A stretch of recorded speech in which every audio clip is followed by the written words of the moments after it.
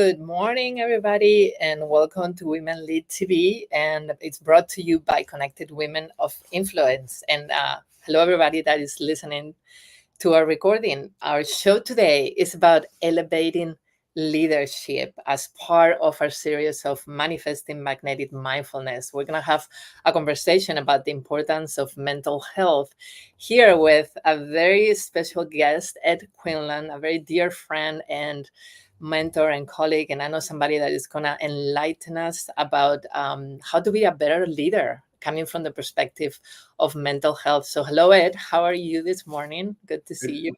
Good to see you, Anna. Yeah, Hope you enjoyed your holiday weekend. Yeah, it was nice actually. Yeah, I hope you did too. It's always good to have that extra time, right? To be and in the midst of things. So that's wonderful. Yeah, so I just want to share with you a little bit. Ed is an executive in residence at California State University San Marcos College of Business, and he's a very accomplished executive level business consultant. I know this for a fact because I've had many conversations with him, and I always appreciate his wisdom and his knowledge and everything that he has to share about his experience. He has a wealth of experience helping organizations optimize their operations and empower their employees. And he has a background in Fortune 100 companies and national consulting firms in the health, wellness, and productivity sectors. He has skills in various areas such as marketing, client acquisition, sales, and internal operations. So I'm super excited to have us here with us, Ed. And I want to first just, apart from again knowing you personally and understanding that you're coming from this beautiful and very knowledgeable background, but as well as coming into from a place of a big heart when you're doing your work and really wanting to help people, not just in their leadership skills, but also in their life skills. I know you have a beautiful combination of those two things. So can you tell us a little bit and can you share, with our audience about you, your background, what really drives you to be very passionate in this way? Absolutely. I've been very fortunate, Anna. I grew up on the East Coast in a small town in Maine, and I started a career and worked the majority of my career in Fortune 100 companies. So I learned from big organizations that were in the health and productivity field. Specifically, early in my career, I was helping companies return employees back to work. So I spent a lot of time studying Gallup and engagement data on employees. I had the good fortune of starting my own consulting business where my clients were Fortune 100 companies, Amazon, Wells Fargo, United Airlines, Dell Computer. I mean, I was very fortunate to, experience some of the best of the best when it came to health and productivity. So I'm blessed there. I'm blessed from a leadership perspective to, again, have worked my way up through the ladders of the Fortune 100 companies, holding senior positions there. But I also understand and appreciate and respect small business owners and the importance that they have and the impact that they have on their associates when it comes to not only productivity, but certainly enhancing their lives. Yeah, and that's very interesting and special about you that you can work with, huge companies and also understanding, the smaller business owners. And it's, the question that comes to mind with that, is it very different when you're helping somebody that is, at the top of one of those, Fortune 100 companies and somebody that is just maybe starting, or because I know that you work with some of the college students and university students. So that's the first question that comes to mind. How has been your experience with both? Great question, Anna. I think the biggest thing I've learned, there's certainly lots of differences, but there is one consistency, whether it's a student, whether it's a small business owner or a large company where you're part of a department, is are you ready to receive? Are you in a position to learn? And what I find working with small business owners, I was so fortunate to work with big companies that had massive resources, massive training programs. So stuff that I basically take for granted, and I don't mean that egotistically, but it was ingrained in me from a leadership perspective, some of the small business owners didn't have that training or experience. So I sometimes chuckle because, that's something I did 25 years ago that was, pretty kind of, I don't want to say a no-brainer, but some of the new ideas where they get excited about that I may share some wisdom, I laugh, not laugh, poor choice of words. I chuckle because it's something I did, like I said, 25 plus years ago. And it works today.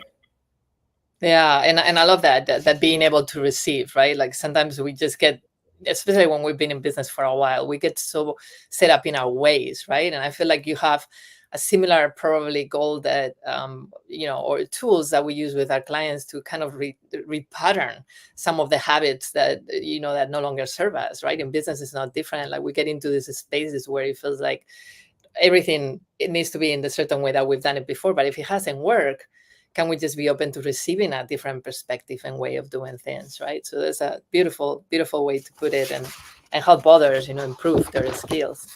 Well, I know you're very passionate about prioritizing your skill sets to best support leaders, as we said before, and the employees' well-being. And I know that when we've been getting together sometimes and had conversations about really mental health and the importance of it right now in a position of leadership and in the workplace.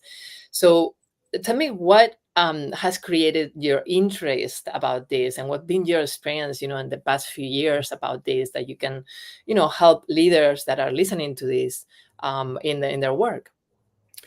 Well, I think it goes back, Anna, to kind of the childhood, like a lot of us. I was very fortunate to work with Special Olympians kind of going through high school. And then as I shared earlier, I had an opportunity to work with folks that were disabled, getting back to work there.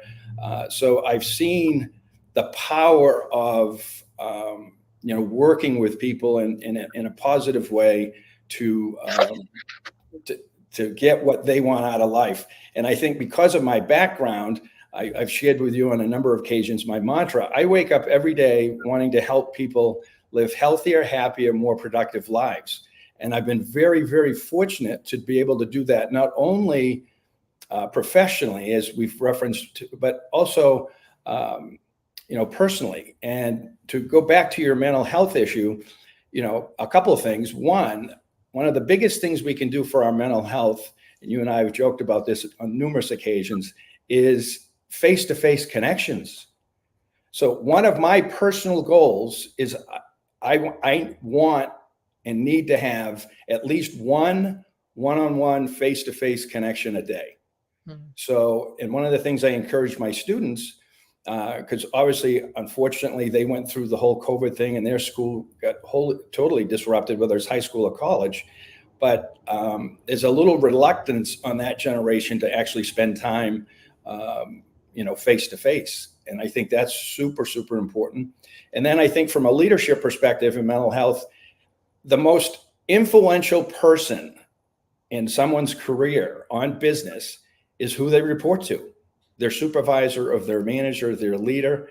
And so it's imperative for those people to understand the influence and the impact they have on them. So, and in today's world with mental health, you really have to understand and know your team more than just what they do for the organization. Well, so much that you just said in a minute here. I'm just taking notes because I want to unpack it a little bit. I mean, I love your mantra. Your mantra is absolutely wonderful. Getting up every day, with the goal of helping people be their best selves. I know you said it with other words, but if I can just say that, I feel like that's a beautiful ritual to have every day, and a beautiful goal to wake up every morning to. Yeah, we've been talking a lot about connection, right? And the need of being in person one-on-one, at least one person a day. That's a great goal to have, and especially because we spend so much time online. And I feel like, since after the pandemic, it's true that that's when I started doing retreats, because people wanted to be more in person and started doing more circles. And it feels like we still continued with the online connection. And yet I feel lately there's even more of that, wanting to be in person, connecting with people, and really sharing, right, back to kind of where we were before. I think that's what we are going back to. And then the other thing that you were talking about, so you were talking about you have to, this last piece that you were sharing in regards to mental health and how people are reporting to their leaders or the person. So what about somebody that works for themselves, right? Like I'm thinking about myself, and I have a little bit of an answer to that because I have my masterminds and my mentors and my coaches that I go to. But what advice do you give to people that work for themselves, right? And that they don't have somebody to report to? Like what has been some of your rituals or tools or ways to go about it? Because you've made a very successful life for yourself and helping others. So what can you give us that could be helpful for somebody like me, right? That is just like, we're not reporting to anybody per se, but we're reporting to ourselves. Well, it's probably the same advice that I give the students because they're starting their careers. Is that two things? One, I shared with you, I want a face-to-face connection every day, but everybody's out and about doing, whether it's errands, whether it's business, and basically people should get comfortable talking to strangers. Just say hi to somebody when you're in line at Starbucks. Say hi to the person when you're cashing out at the grocery store. Engage with the server at the restaurant you're having lunch with, the person that sits you. All those little things, not only do they make that person that is receiving feel good, it really gives you a feel good moment. But once you get in the habit of talking to strangers is not difficult. Mm-hmm. Mm. I love that you're sharing this, because I'll tell you, it's not one of the easiest things that I've learned to do in my life. You're one of the ones that has to kind of push yourself to do that, because I'm even though I might look extroverted, I'm very introverted. So for me, talking to a stranger doesn't come natural, and I know the value and the virtues of it. So I totally agree with you, because it makes you be a lot more connected with the world and with people around you. So it takes you out of that comfort zone, and that's a great tip.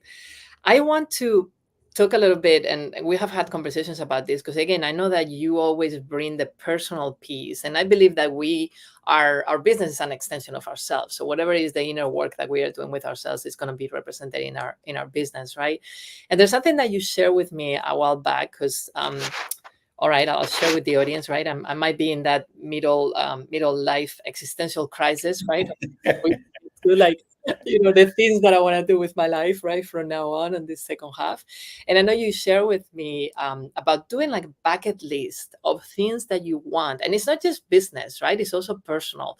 So can you tell us a little bit about this, and what is that wisdom that you share with me that I know that you practice on yourself, right, before you tell others to do it?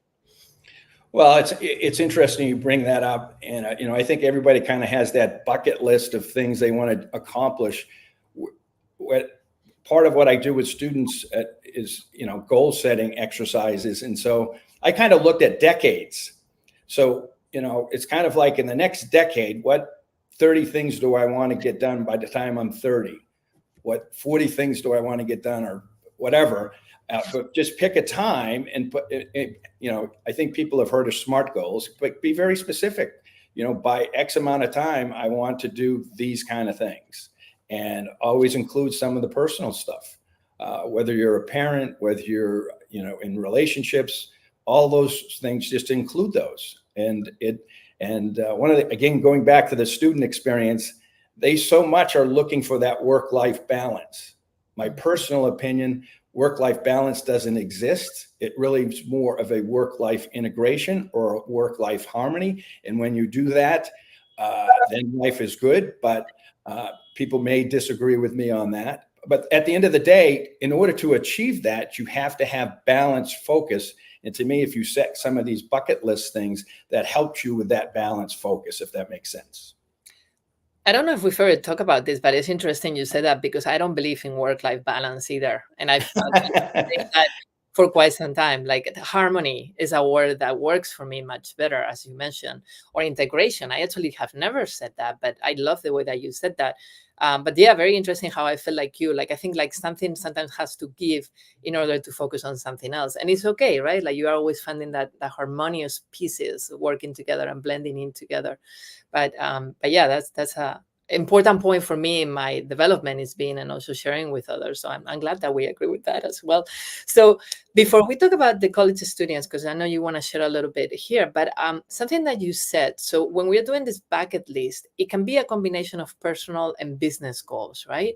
And the question that came to mind in your experience is working with, bigger companies and also the smaller and mid-sized companies. What are those goals, mental health goals in leaders that you've seen are the most important ones? Like maybe like 2 or 3 that you feel like have been standing up for you. Oh, that's an interesting question. And I would say, first and foremost, I would not put, I guess I would measure in the business world, and Gallup really does a pretty good job of this. Don't be fooled by participation versus engagement. In an ideal world, you want your team to be engaged. So the more engaged they are, the mental health is probably in a better state. The less engaged, there probably is some type of struggle in the mental health area, and probably a little bit has to do with focus. So one would definitely be, looking at engagement versus participation on your teams. And I think the other thing, and I said it earlier, really get to know who your people are and not just what they do for you. So in other words, if you need metrics to understand who they are, and my advice there would be learn to ask great questions. We live in a world of AI today. I believe moving forward, one of the greatest skills that people need to develop is the ability to ask great questions. That's wonderful. Those are great tips for leaders. So team engagement and definitely getting to know your team, right? That's something very important. Beautiful. And the great questions is a must as well, right? In order to have that engagement as well. So tell us about your work with the college students a little bit, and anything that you'd like to share. I think that you mentioned that there were some job search, right, in the people that you work with as well. And if that's something that can help some of the leaders here listening, that would be amazing. So can you share a little bit about your work? I know that you're very passionate about it and really enjoying it these days. I would love to learn more. Yeah. Well, thank you so much for that opportunity. And I am super excited about, I've been doing it for the last 3 years. So I share with everybody, I'm going into my senior year of executive in residence, but they're primary sophomore or juniors in the School of Business. And they're taking a class called Business 300, which is a professional development class, learning to do LinkedIn profiles, learning about networking, learning to do resumes, cover letters, how to interview, and those kind of things. So I have the opportunity to work with them one-on-one with some of those tools, and then also goal setting. But they're unbelievably good students. They're incredibly talented. To your earlier point about introverts, one thing I love about introverts is they are the best because they don't miss anything. They pay attention. So you really, leaders out there, pay attention to introverts because they do not miss anything. So if companies are looking for interns or have full-time jobs available for college grads, please let me know, because I can certainly probably give you a few names of folks. And the majors are kind of all over the place, from marketing to business, management, global supply chain. There's all sorts of business majors, but any help there would be awesome. And Ann, I can't thank you enough for the opportunity to share that. Well, thank you so much for being here and sharing all your wisdom and knowledge with us. I just want to, is there a way that people can contact you? What would be the best way if somebody's interested, learning more about that opportunity and you can connect then, I imagine? Is there, what is the best way that people could connect with you? My contact information is on my LinkedIn profile. So I would definitely just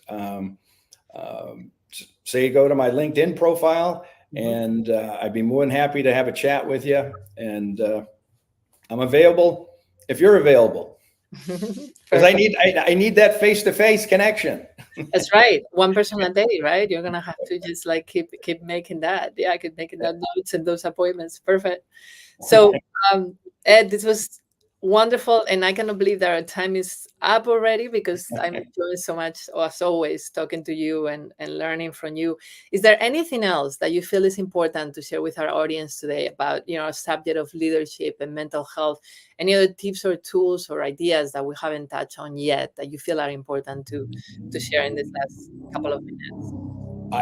I can honestly say that if I may, share this with CEOs and CFOs. The one thing the pandemic exposed is that CFOs and CEOs were not trained to care, and I don't mean they're bad people. It was just they're trained in execution. So my fleeting thought or last comment will be: kindness is the new currency, and kindness is key to mental health, both to the receiver as well as the giver. So look for any opportunity that you can be kind. And I think your mental health will be in the positive. So thank you. I love that last thought. And even kindness with the strangers, as you were saying before, it doesn't have to be with the people that we just love or know well, but just with anybody that we cross paths with, that, and anybody in the company, even, right? Even at the level, wherever they are. That's wonderful. Thank you so much again. That is our show for today, everybody. And I'd like to say thank you again to Ed Quinlan for being here with us, our special guest. Thank you for our viewers that are watching us live. It's been my sincere pleasure to be your host today. Thank you for watching and have a wonderful day and a wonderful week.